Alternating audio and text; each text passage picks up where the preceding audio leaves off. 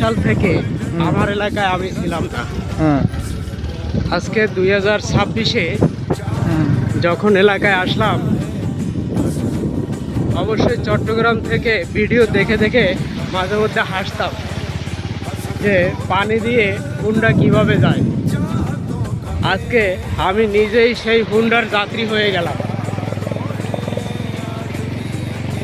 তো আসলে মানুষ ড্রাইভারের নামটা কখন কিভাবে কোন পরিস্থিতিতে থাকবে তাই একমাত্র সৃষ্টিকর্তা ব্যতীত অন্য কেউ জানে না।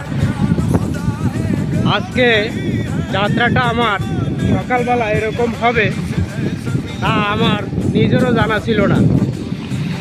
তো অবশ্যই ভিডিওটা যে বা যাহারা দেখছেন লাইক কমেন্ট করে সাথে থাকবেন।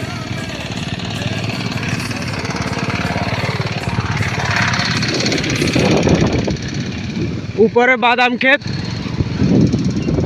নদীর ভিতরে ধান ক্ষেত। আসলে ফুলে ফলে বাংলাদেশ, ভাবতে অবাক লাগলেও এটাই বাস্তব। ধন্যবাদ, সবাই ভালো থাকবেন, সুস্থ থাকবেন, এই কামনায় ভিডিওটি এখানে শেষ করলাম।